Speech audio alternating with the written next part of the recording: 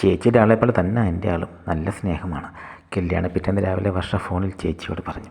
സ്നേഹം കൂടിപ്പോയത് കാരണം ഞാനിപ്പോൾ തനിച്ചായി, ചേച്ചി പറഞ്ഞു.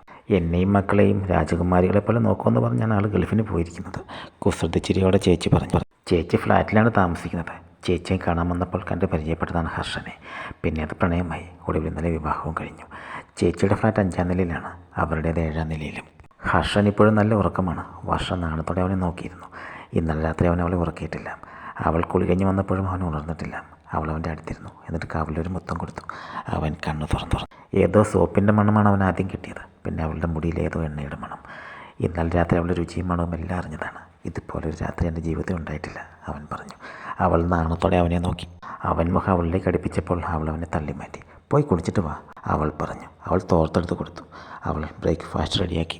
ഉച്ച കഴിഞ്ഞപ്പോൾ രണ്ടുപേരും ചേച്ചിയോട് യാത്ര പറഞ്ഞ് ഹണിമൂണിന് പുറപ്പെട്ടു. ഒരാഴ്ച കഴിഞ്ഞാണ് രണ്ടുപേരും മടങ്ങി വന്നത്. അപ്പോഴേക്കും അവൻ്റെ ആവേശമൊക്കെ കുറഞ്ഞിരുന്നു. അവൾക്കും ആശ്വാസമാണ് തോന്നിയത്. ഒരാഴ്ച കൊണ്ട് ഒരു കൊല്ലത്തേക്ക് ഓർക്കാനുള്ളത് അവൻ സമ്മാനിച്ചിട്ടുണ്ട്.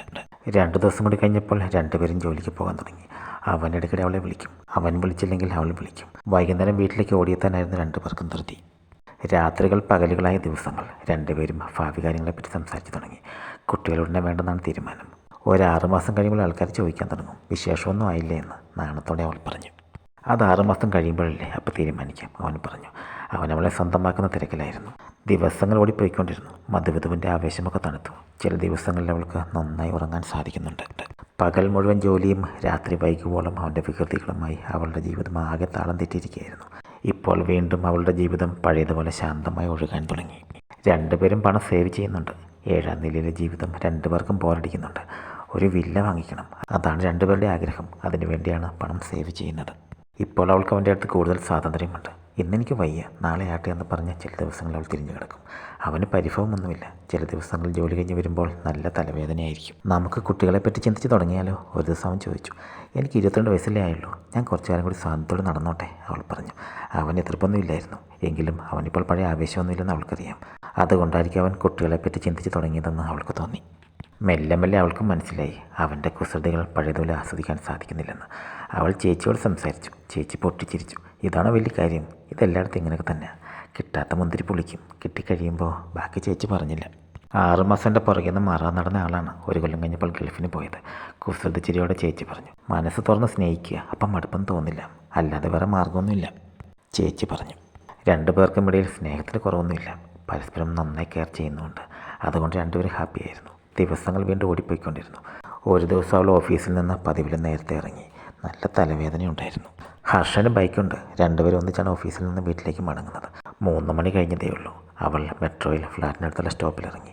ലിഫ്റ്റിൽ അവൾ ആദ്യം 5ാം നിലയിലാണ് ഇറങ്ങിയത്. ചേച്ചി അവിടെയില്ല. അവൾ 7ാം നിലയിലെത്തി. കയ്യിൽ സ്പെയർ കീ ഉണ്ട്. അവൾ വാതിൽ തുറക്കാൻ ശ്രമിച്ചു. അകത്തുനിന്ന് ലോക്കാണ്.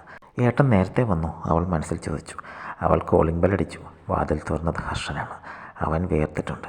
അവൾ അകത്തേക്ക് കയറി. ചേച്ചി പേടിച്ച് പറിച്ച് നിൽക്കുന്നത് അവൾ കണ്ടു. അവൾക്കെല്ലാം മനസ്സിലായി. ചേച്ചി പെട്ടെന്ന് പുറത്തേക്കിറങ്ങി ഓടിപ്പോയി. എത്ര നാളായി തുടങ്ങിയിട്ട്, അവൾ ചോദിച്ചു. അവൻ മറുപടി ഒന്നും പറഞ്ഞില്ല. അവൾ വീണ്ടും ചോദിച്ചപ്പോൾ അവൻ പറഞ്ഞു, ആദ്യമാണ്. അവൾ പരിഹാസത്തോടെ അവനെ നോക്കി. നീ എന്താണ് നേരത്തെ വന്നത്, അവൻ ചോദിച്ചു. എനിക്ക് തലവേദനയാണ്, അവൾ പറഞ്ഞു. നിനക്ക് തലവേദന ഉണ്ടാക്കിയവൻ പോയോ, പെട്ടെന്ന് അവൻ ചോദിച്ചു. അവൾ ഞെട്ടലോടെ അവനെ നോക്കി. രാവിലെ ബാങ്കിൽ പോയപ്പോഴാണ് നീ രവിയുടെ കൂടെ കാറിൽ പോകുന്നത് കണ്ടത്. കല്യാണത്തിന് നീ അവനെ പരിചയപ്പെടുത്തിയിരുന്നല്ലോ, അതുകൊണ്ട് പെട്ടെന്ന് മനസ്സിലായി, അവൻ പറഞ്ഞു. ഇനി കൂടുതലൊന്നും പറയേണ്ട കാര്യമില്ലല്ലോ. നീ എൻ്റെ മുന്നിൽ അഭിനയിക്കായിരുന്നെന്ന് മനസ്സിലായപ്പോൾ നിന്നോട് വെറുപ്പ് തോന്നി. പ്രതികാരം ചെയ്യണമെന്ന് തോന്നി, അവൻ പറഞ്ഞു. ചേച്ചിയുടെ ഫോൺ വന്നു. ചേച്ചി കരയുകയായിരുന്നു.